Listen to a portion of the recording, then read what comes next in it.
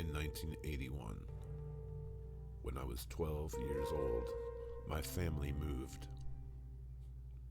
My parents, having decided on buying a house, found a large, old, two-story structure nestled on a hilly street, huddled amongst other similar old two-story houses. The neighborhood had a noticeable air of unkept age and deteriorating history, invaded by the harsh vehicles and trappings of the modern era. The house was beautiful in its way, but to me also frighteningly similar to every haunted house I had ever imagined from a childhood of stories. The shadow of the Amityville horror had already passed over the United States, and I was disturbingly aware that we as a family were following in the footsteps of the ill-fated Lutzes. Our house had no history of murder, but it was easy to imagine decades of hidden crimes and death behind its walls. We moved in autumn and managed to celebrate a very happy and entirely creepy Halloween in our new abode. I was with my mom, raking leaves in the back, when I first noticed our neighbor's yard. My mom had built a fire and was burning our leaf piles in the cold November afternoon. She had taken some hot dogs and wrapped them in aluminum foil before tossing them into the blaze, a method by which she assured me would make them every bit as good as if they had been roasted on a stick. As I waited, I noticed the lone, sullen wooden shack, which stood amongst a sea of dried vines and cascading maple leaves in the middle of the yard to our side. Like the house to which it was associated, it was old and wooden, with paint peeling from every board, and only a fading coat of green still visible on the large wooden door on its side. I studied the neighbor's house, which, though similar to ours, could have easily passed for uninhabited if it were not for the occasional warm orange glow visible in the windows. As my eyes drifted back over the shed, I suddenly became aware that the door was now cracked open. It had been closed. I was sure of it. I peered intently at the line of darkness which had opened like a void along its edge. I was suddenly intensely aware of the feeling that something was staring at me from inside that darkness. I desperately wanted to look away and close my eyes. But instead, I peered deeper and deeper into that crack of oblivion, and in my mind, I knew something was staring back. "Hey kid," my mom nudged me with soft concern. "You okay, tough guy?" She shook my shoulder gently, and I snapped awake from my trance and looked up at her shining eyes, slightly dazed. "Yeah, I was looking at that shed and I began to point to the shed and show her the door, only to discover it was now sealed shut. My words traveled off as I looked on in disbelief. Had I imagined it? Had that all been in my head? "Come on, sweetheart. The dogs are done," she announced as she used the rake to remove the now blackened packets from the ashes. As we gathered them up and began our return to the house, the fading day grew colder.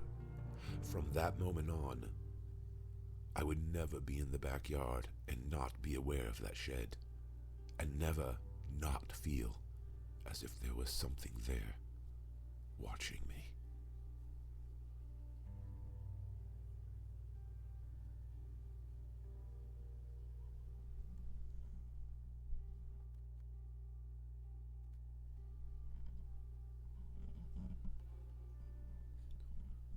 Autumn passed into winter, and we spent our first Christmas in our new house.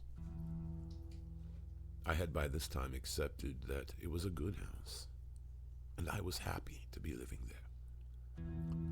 I loved the fireplace, and will never forget those nights spent with my parents playing games and watching television in the living room in front of the warm, glowing hearth.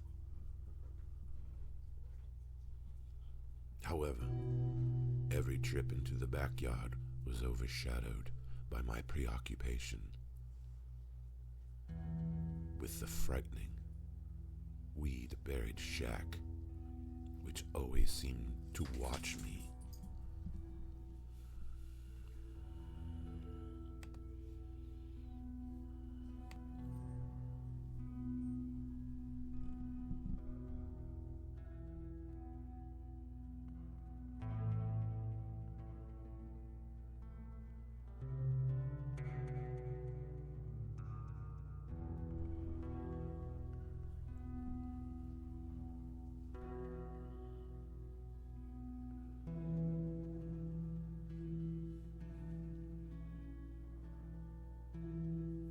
Autumn passed into winter, and we spent our first Christmas in our new house.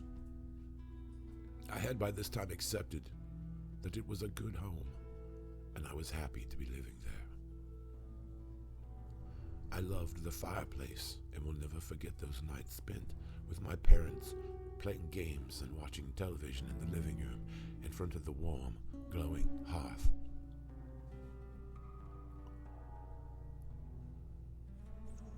However, every trip into the backyard was overshadowed by my preoccupation with the frightening, weed-buried shack which always seemed to watch me from the side of our house. I never saw a person coming or going, and even as snow piled up around its doors, no one shoveled it away. I would try to ignore it, but my eyes would always glance sideways, tempted to see if the shed door would be open.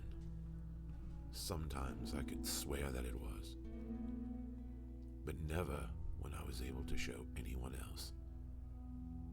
That is until the following spring, when everything would change. In mid-April, I was told by my parents that my cousin Pamela was going to come and stay with us for a while. Her mother was going to be in the hospital for surgery, and her dad was going to have to juggle work with her recovery. Since Pam was just a year older than me and a favored niece of my mom, they had volunteered to help out as much as they could. I liked Pam, and we always had fun during holidays and a couple of shared vacations with our parents. She routinely gave me a hard time, but I was resilient enough to bear the brunt of her teasing with dignity. All in all, I did not consider it bad news. The first few days were slightly awkward, but soon enough we had fallen into a general groove of coexistence and shared Atari time. Pam Cakes, as she was affectionately known by my parents, was bigger, stronger, and of more outgoing a temperament than me, and often punched my shoulder with considerable force to emphasize her points. I bore these minor assaults with patience and accepted these behaviors with good humor. I did not, however, return these hits with anything more than a vague and useless threat to retaliate one day. A day that I knew almost for certain would never come. My dad had told me one time that a punch was as good as a warm hug from Pam. So I had come to associate these shoulder bruises as affection. I was in the backyard on a cool Saturday night practicing my swordsmanship with a particularly awesome board I had whittled a handle onto when I noticed a change in the ever-present shadowy structure next door. The dried and tangled masses of vines and bushes surrounding its gray wooden walls had begun to enliven and green with life as leaves sprouted branches and flowers began to bloom all around it. My eyes once more locked onto the door as I began to imagine it slowly creaking open That was when Pamela pounced out from behind me, roaring like a tiger as she shoved me playfully from behind, sending me leaping and shouting with terror. God damn it, Pamela! What the hell? You almost made me piss my pants. Oh, Benji said a curse word, she teased, flipping her long blonde ponytail from side to side from the back of her ball cap, waving a finger with reproach. Benjamin James Powell, you're going to end up in prison with a mouth like that. I should tell Aunt Kay so we can nip this in the bud. Shut up, Pamela, you're not funny, I lied as I began to laugh a little. What's this here? Jedi training? Are you trying to be Conan again? She snatched my makeshift sword and began to swing it with practiced ease. I winced at the Conan reference as she had hit a particularly soft, sensitive nerve. I had become obsessed with the character after seeing the commercials for the new movie, and had almost wept when my parents had told me that I wouldn't be able to see it because it had, as Pamela said, boobs in it. This teasing had not relented, as Pamela constantly accused me of wanting to see the film simply to gaze at naked female bodies, a fact which honestly had not even crossed my mind until she had brought it to glaring attention. I had, however, taken to research and learned that Conan was actually a famous literary entity which had existed for decades past. I may not have been able to watch him portrayed by the mighty Arnold Schwarzenegger, but I was able to read every word about him penned by the great Robert E. Howard. I was just practicing, I answered, as I snatched my board back. But something had already stolen her attention. She stood motionless and gazing over my shoulder with a stillness that was unsettling. What's wrong with you? I asked, and watched as she once more raised her finger, but this time to point behind me. Look at all the flowers, she said in a hushed tone, as if in awe of the sight. I had just prepared to say something moderately cruel when I followed the line of her indication and realized she was speaking of the shed. As I turned to look, I found to my amazement that it seemed as if every flower in the yard had suddenly bloomed since the last time I had looked over there. I shook my head in confusion as I tried to remember if it had been that many flowers when I had seen it earlier. The sight was astounding and beautiful. The still gray, shadowy shed now had a lush and brightly colored crown of magnificent flowers enscarfed all around it. My eyes, however, had already fallen on the door, and to my terror, it was again cracked open. Yeah, it's real pretty, I mumbled, as I instinctively began to grip my board tighter. Let's pick some flowers for Aunt Kay, she said, almost hypnotically moving forward towards the yard. We can't go in there, I interjected sternly. That is not our property. Mom and Dad have said over and over to stay away from that yard. You're such a pussy, Ben, she stated coldly, and already I knew she was going to attempt to manipulate me via this challenge to my masculinity. Are you kidding me? I laughed at the irony. You're calling me a pussy because I won't go pick flowers in the neighbor's yard. Flower picking is like a pussy undertaking by definition. Yeah, well, I think Aunt Kay would appreciate her house smelling like lilacs.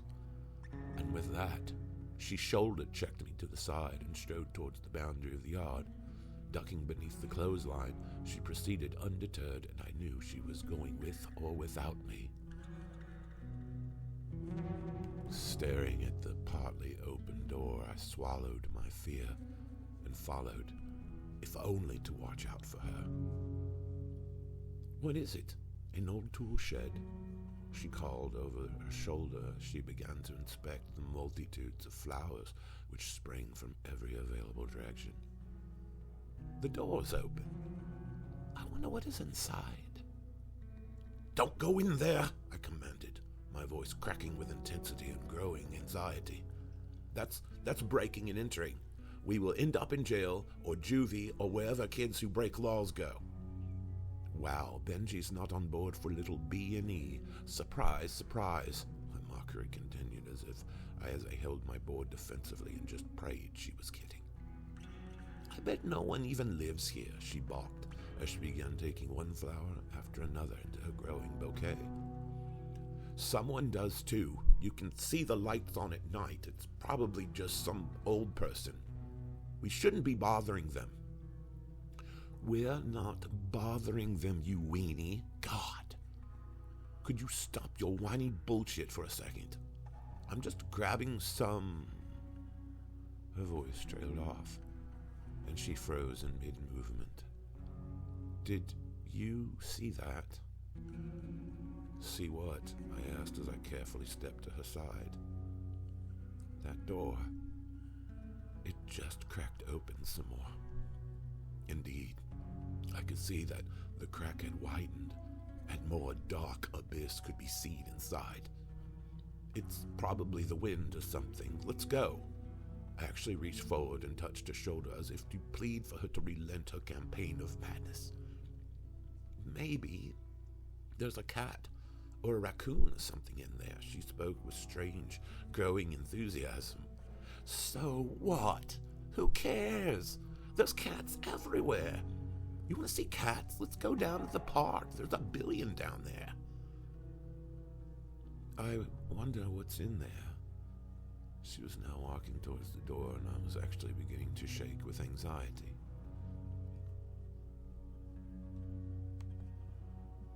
There was a singular alarm ringing in my mind, and it was as if she were oblivious to whatever its cause. I could not fathom what was driving her strange interest. It was as if her mind had been captured by some enchantment, and she would not relent until she had crossed what I could only perceive as an unspeakable and dangerous boundary. She was walking towards the door, and now was reaching for it with an entranced resolve. Her fingers touched the surface, and she was slowly pushing it open and stepping beneath the frame. Come on! God damn it, Pam! Stop being such a bitch! I yelled. And finally, I was met with a response approaching her normal character. She turned now, and I could see her eyes aflame, even in the shadows of twilight, as she dropped the flowers and balled her fist with rage. I thought she would charge, but instead, she froze, and I saw something completely different begin to cross over her face. She had, in an instant, turned deathly pale, and the shining gleam of tears had appeared in her eyes as her fists began to shake, and a scream emerged from her trembling lips. Let go!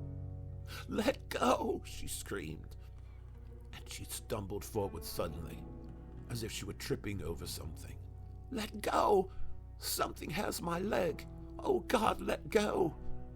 And suddenly, she fell forward, and catching herself, broke into a run. Even as she passed me, I looked into the darkness beyond the door and swore for a second I saw something pale and eerily white flash inside as it suddenly closed of its own accord. Now I too was running fast behind my cousin in absolute terror across the yard, through the back door and into the house.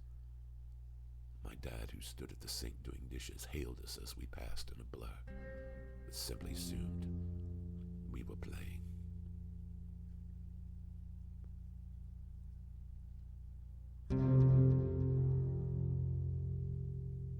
Moments later, we sat silently beside each other in front of the television with our knees pulled to our chests. After 20 minutes of a calming episode of The Incredible Hulk, during the second commercial, I whispered, "What happened?" She stared forward and began to rub her ankle reflexively. Something grabbed me, she stated. I looked over, but she would not meet my gaze.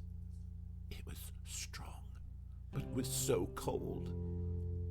It felt like someone's frozen, cold hand just locked around my ankle. It felt dead. I stared at her in disbelief, but fully well knowing I did not doubt anything she was saying. I knew it was the truth. I had seen it. I carefully reached over and put my arm around her shoulder. That would be all she would ever say of the experience at the shed. A few days later, her visit would end and she would go home.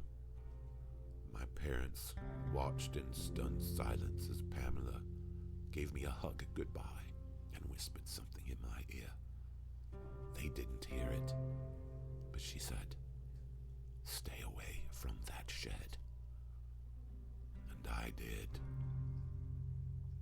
I had made it a silent, unwritten rule for myself to avoid even the sight of that structure, if at all possible. Seldom did I venture into the backyard, and so great was the immediate feeling of dread at the thought that I erased it from my reality. There was only a dark shadow in my mind where the shed had been, and that was a place my thoughts never ventured. There was a curiosity, but it was the same curiosity which came with all painful things. We all wonder about pain, death, and predators. We sometimes wish to know more about them. But when the threat is real, sometimes wonder just dies beneath the weight of dread. Sometimes, though, it would invade my dreams. I would find myself standing in the backyard, basking in the warm light of summer, and then I would see it from the corner of my eye. I would turn to look, and the door would be cracked, just as it was that night. However, now there was something inside, a shape or a pale form, and a human-like, but strange, devoid of identity. A thing with black eyes staring from within the void, watching me, calling to me. Its face without identity or gender. I would awaken, drenched in cold sweat with tears streaking down my cheeks. Sometimes I would see Pam standing in the darkness instead, and the thing would be behind her, as if ready to embrace her. I had such dreams as these sporadically for years. Never did I seek answers. I was too afraid to ask questions. Yet answers I received, and can never forget.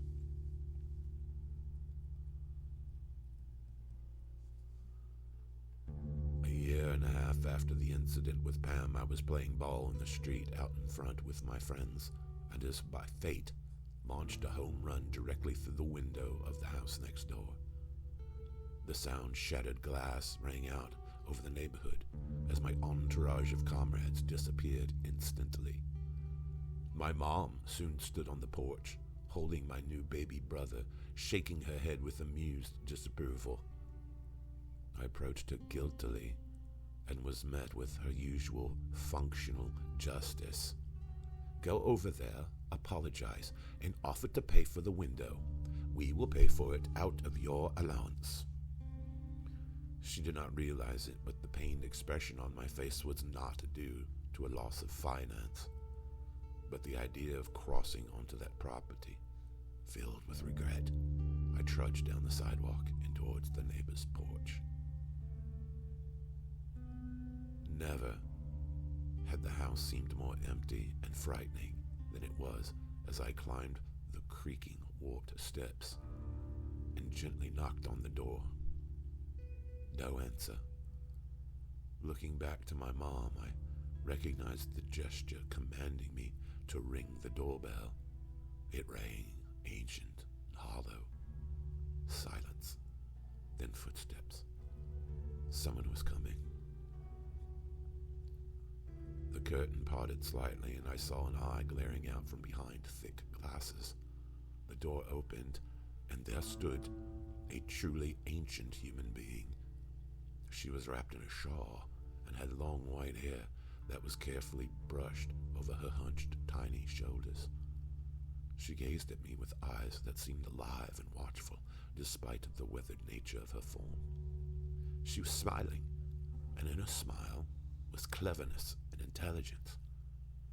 She held my baseball in her hand. "Did you lose something?" she said, handing it to me gently. I'm very sorry, ma'am. I'll pay," I began. "Come inside, young man," she said and turned. I looked desperately at my mom, who was in fact waving me to go in. Like a fly in a web, I was caught. I entered the house.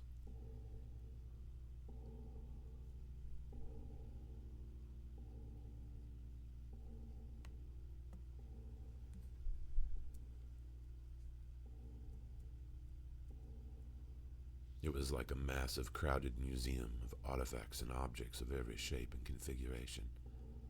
I'd expected dust, corrosion, and age. What I found was a warm, crowded expanse of history and well-tended memory. It was clean and orderly despite its capacity, and everywhere, upon everywhere, there were books and magazines strewn and piled in all corners and tables. She was standing in front of the living room window when shards of glass lay at her slippered feet and the curtains blew in the breeze from outside. "I certainly wasn't expecting that," she laughed to herself. "I'm so sorry, but it was an accident. I know you," she interjected. She turned and studied me with a half smile on her lips. "You're the neighbor boy." Yeah. You live next door. I saw you." What? "I saw you and the little girl in my backyard years ago." A ball of hot lead was boiling in my stomach as I was forced to remember. I was just getting ready to go out and yell at you when she took off." I stared at her in amazement. Words would not formulate. "Did you see it?" she asked. She was asking me if I had witnessed a parade or an airplane flying overhead. "See it?" I managed to stammer. "The thing in the shed. Did you see it?" I think I should go." "You did, didn't you? And the girl too." But then, she said so calmly, and with no trace of madness or confusion, "Haven't you ever wondered what it is?" As she stepped closer and put her hand softly on my arm. "It's okay. It's real, young man. You've probably thought you were imagining it." I forced myself to meet her stare and found my fear subsiding before a warm interest kindled by her person. Despite her advanced age, there was no hint of any clouding of memory or intellect in her manner. As she spoke, I felt as if I was standing with a very intelligent, quite possibly kind person. She reminded me of teachers, doctors, and counselors I had encountered and liked through the years. It's just so," I began as my mind struggled to communicate this thing which I had ignored and hidden for so long. "It's strange. Unbelievable," she remarked. As she let her touch fall, and she walked away towards a large desk covered in loose pages, notebooks, and an enormous typewriter, the likes of which I had never seen before. She lifted a framed photograph from the desk, and with her back to me, seemed to momentarily fall into a well of emotion, her voice breaking quietly as she spoke. Such things are difficult to speak of. Dreams occurring while we are awake, and nightmares that sneak into our sunlit reality. Frightening events that should not happen. Things, beings that should not exist, and yet they simply are there, without excuse or explanation. I used to be a psychologist, young man. She turned and laughed as she wiped a tear out from behind her glasses with a long, bony finger. Strangeness was my stock in trade, you might say. For years and years I studied what we call reality and tried to understand, to the best of my knowledge, our relationship to it. She still held the picture, which was now pressed to her chest, as if it were of great comfort. I never actually seen it while I was awake, and as I spoke, I felt a weight in my chest lift. To acknowledge it, to speak of it finally after all this time. But that night, my cousin Pam felt it. It grabbed her, and it was cold, she said. But you have seen it. It was as if she already knew what I was thinking. In your dreams, correct? Yes, I've dreamed about it a lot over the years. Did it look like a woman when you saw it? It was a strange thing, she said, but I knew immediately to what she was alluding. Kind of. I mean, yes and no. What do you mean? It didn't look like either a man or a woman, or maybe you could say it seemed like both. It didn't have any of the defining traits. I mean, its face was like what I would call a girl, but it didn't have... I stopped for a moment as I tried to say it without sounding rude. Breasts. It didn't have breasts. I don't think so. But at the same time, maybe yes. It sort of changed, like it was fluid, mutable, altering. All words I was trying to conjure was she pulled from my brain. Yes, but ma'am, this doesn't make any sense. It just can't. Sarah. Call me Sarah. Okay, Sarah. It doesn't make sense. No, it doesn't. But after all these years, the older I get, the more I learn that sense and reason often do not align with experience. Experience is a very personal thing, and often trying to rationalize it with others and their experiences becomes an exercise in justification. Do you understand? No, Sarah, I don't think I do. If you have an experience and no one else has it, then is it real to anyone other than yourself? Maybe, I guess, but you can't prove it. Well, then it's real to you, exactly. And what if only one other person shares this event with you? You could both be crazy, I answered as I struggled to comprehend. Indeed. And what if only a small group of people witnessed an event and experiences something which everyone else but them defies as real? What then? What if your experience defies consensus? Do you still doubt yourself?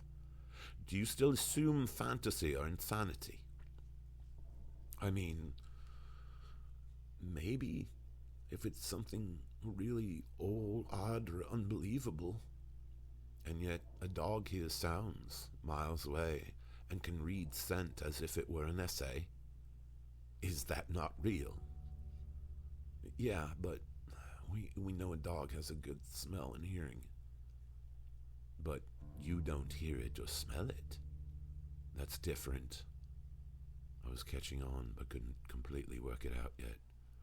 People go crazy. They have hallucinations and paranoias. True. But if it is real to them, do they not have to process the experience? If a group of people has a shared hallucination, do they not have to define that event within their group? Or must they simply ignore, repress, and forget what has been seen and felt? I realized that she was describing what I had done about that day with Pam. Does that experience not return and demand attention as it is neglected? Like in nightmares, very much so. So here and now, I am telling you that the thing you experienced is a thing which I also have experienced. So perhaps we should process the event as it is in fact real, to us in the very least. Not to mention that poor girl who's probably sublimated the event and denied its trauma. It's probably haunted her dreams more than yours. I thought of how me and Pamela had talked so seldom in the time since that day. I remembered how close we had been when it happened, and how that thing had poisoned us. Hiding it had ruined our friendship. Denying it had made us strangers. I think I know what you mean, I said sadly. I have lived here alone for many, many years, young man. Benjamin, you can call me Benjamin. I was not always alone though, Ben. I moved in here with my twin brother, Graydon. We have always been together. We lost our parents very young, and no matter where we went or who we met, we always ended up together. I tried to marry and failed. He tried as well with the same result. So after years and years of this, we both just gave up and gave in. We bought the house and moved in together, accepting our fate, so to speak. We settled in here and continued with our work and had many good years. She held out the picture, which I carefully took in my hand, sensing its importance. It was a picture of what had to be Sarah and a man in his 40s. He was very tall and thin, with dark hair and eyes. His face seemed eerily familiar, though, but also not at all. His expression seemed very warm and kind, very much like Sarah's. He looks like you, I said, and handed it back. We were very similar, but also very different. I was an academic, and he was a poet, a true poet. He traveled and gave readings all over the world. See those albums? She pointed to a bookcase which held a long series of vinyl records. Those are his readings. He recorded many over the years, whenever he could afford it, which was rarely. He was always poor. I think he belonged here with me, so that he could still eat and have a roof over his head and still afford to write. He was always writing. He's quite brilliant, I like to think, but it's hard to tell with poetry. Poetry is like experience, comprehensive and subjective to each individual. But he was real, a real poet, the likes of which have vanished. I tried to think of even one poet I could use for comparison and realized I had none. I don't think I even realized that there still were actual poets. You loved him very much, I said before realizing I'd ever spoken. Graydon was a very, very complicated and troubled. He was a loving creature. He adored people and yet was frightened by them terribly. Some people have problems that most others can never understand. Someone your age probably has no idea what I'm talking about.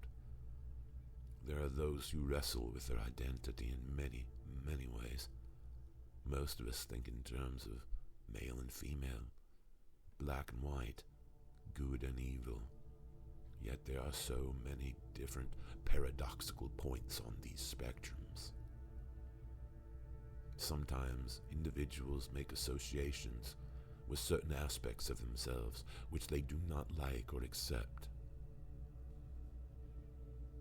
Imagine that every man has a certain part of his identity which is female, and vice versa for women.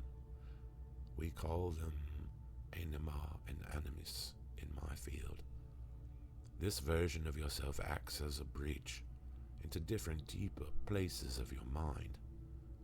But should you be troubled by certain aspects of it or have negative associations with it, it may grow ill or diseased.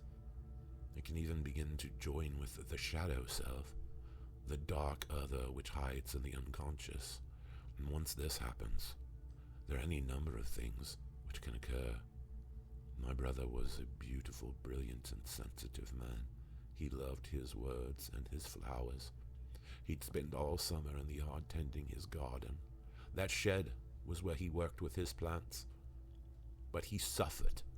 He fought constantly with a part of himself that he could just not accept.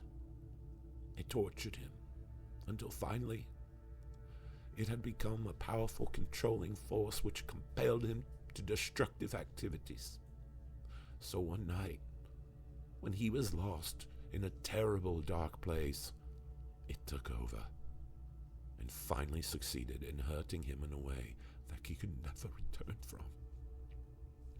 He went out to the shed, and he left me that night.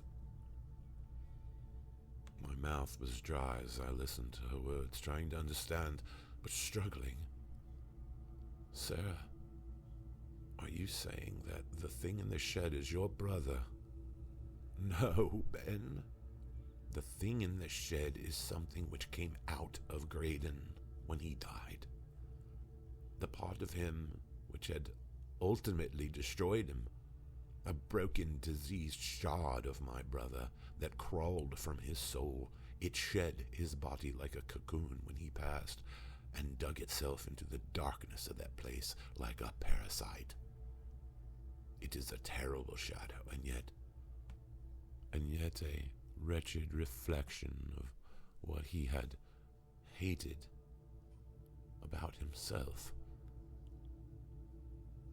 that had possessed him in his last days and manifested after his death. It is real, Benjamin, as real as anything else, which can hurt you, even if you do not believe in it. It saw your cousin, a lovely, vibrant young girl, and it wanted to hurt her for just that reason. Because she was both what it had longed to be and yet hated simultaneously. A thing which cannot accept itself can know only conflict with itself. Standing there listening, I could only think that I needed more than anything else to talk to Pamela. Even if she would not accept what I would tell her, I at least needed to tell her that it was real to me, and therefore possibly us. Thinking of how the thing had affected me with its presence, I could only imagine what it had done with its touch.